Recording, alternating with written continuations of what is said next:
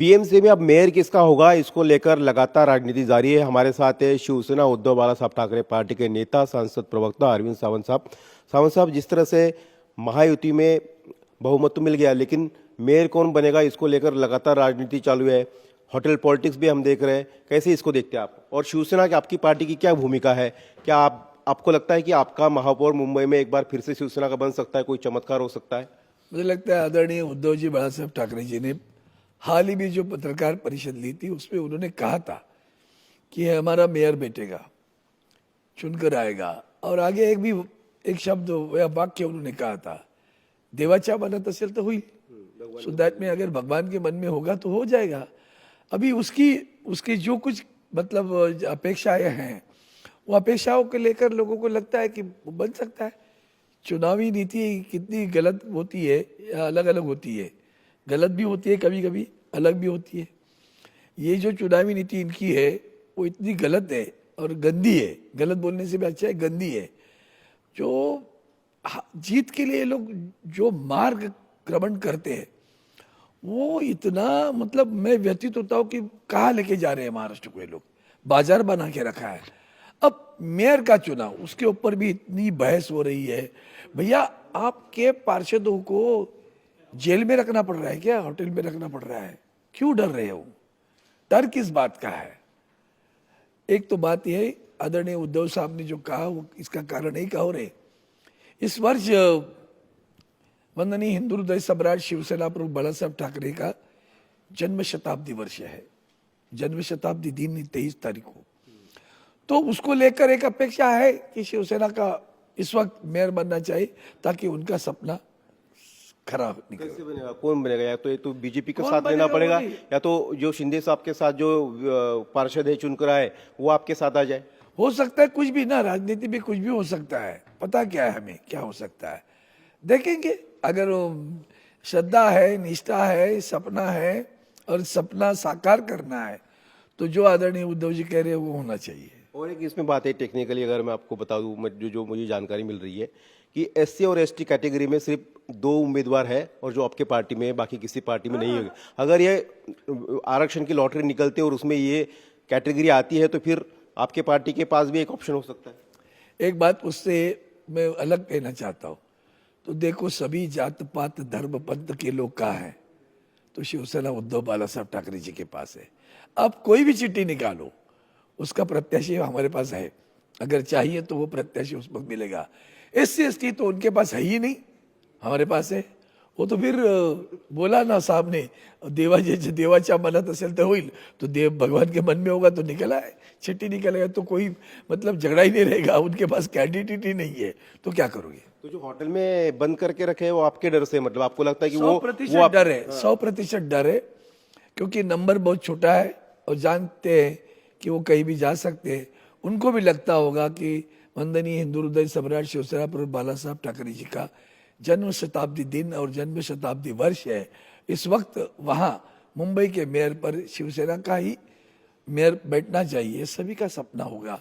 हो सकता है उनके मन में भी वो लगता होगा और वहाँ से बातों से उनको ज़्यादा नज़दीक लगती होगी। जी, तो आपने बहुत कुछ कह दिया है। दूसरा एक सवाल है कि मुंबई में जिस तरह से वोट पड़े हैं, मुंबई या महाराष्ट्र की बात की जाए, कांग्रेस के 24 पार्षद चुनकर आए हैं, उसमें से 14 मुस्लिम है, उसको लेकर सवाल उठाए जा रहे हैं। एमआईएम पार्टी की संख्या बढ़ी है, मुंबई में 8 पार्षद चुनकर आए हैं। महाराष्ट्र के अन्य हिस्सों में उनके 125 से ज़्यादा लोग चुनकर आए हैं। नई इस्लामी पार्टी जो है मालेगांव में, वो चुनकर आई है। तो ये मुस्लिम वोट जो है एमआईएम और नई जो पार्टी है उनके पास जा रहे हैं, उसको लेकर सवाल उठाए जा रहे हैं। पहली बात, अंग्रेजी में कहा जाता है नेचुरल फिनोमेना, ये प्राकृतिक स्वभाव होता है। जब आप माइनॉरिटी में रहते हो, कोई भी हो, किसी भी जात धर्म का हो, और दूसरे प्रांत में तो इकट्ठे रह जाते हैं। अब आप देखिए, ये तो एमआईएम तो खास करके बी टीम है बीजेपी की, मित्र है। ओवैसी साहब देखिए ना क्या करते हैं।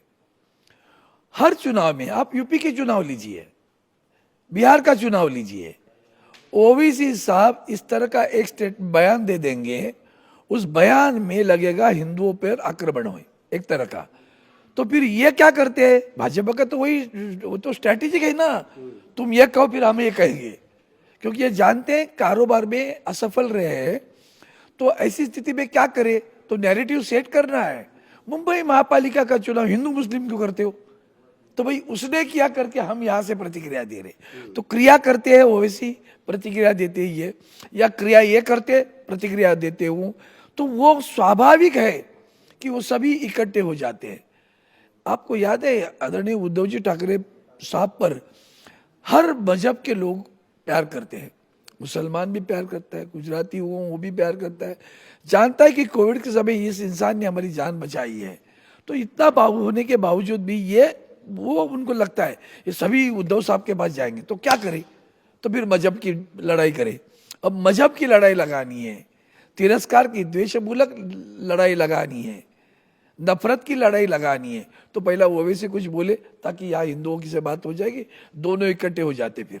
तो आपकी पार्टी हो या फिर कांग्रेस हो या फिर मुद्दा है या शहर का मुद्दा है, वो भटकाने का काम में दोनों भी बाहर है, वही दोनों इसलिए करते इसलिए नंबर आता दोनों है। मिली भगत करके आपके वोट मुस्लिम वोट जो है किसका नहीं 100% मिली भगत है दोनों की, ये एक चुनाव मत सोचिए आप हर चुनाव में देख लीजिएगा। तो मालेगांव जो इस्लामी पार्टी बड़ी हुई वही तो बता रहा हूँ ना, इसलिए बोल रहा हूँ, तभी जाकर मुस्लिमों को डर लगता है ये क्या चल क्या रहे, तो वो सभी इकट्ठे हो जाते हैं। अब हम रहे तो मुस्लिमों को डर नहीं लगता, वो कहते ये सभी को समा के लेते हैं, सभी को साथ में लेकर जाते हैं, सर्व समावेशक भूमिका लेते हैं, सभी का विकास की बात सोचते हैं, तभी महाराष्ट्र का विकास होता है। तो मुंबई में आपकी मुस्लिम वोट आपको लगता है कि किसके नहीं है, या आपके हो या कांग्रेस के जो 24 में से 14 चुनकर आए हैं वो? क्यों, इसलिए मिले ना उनको, हमें भी मिले हैं ना, क्यों ऐसा क्यों बात होती है, हमें भी मिले हैं ना।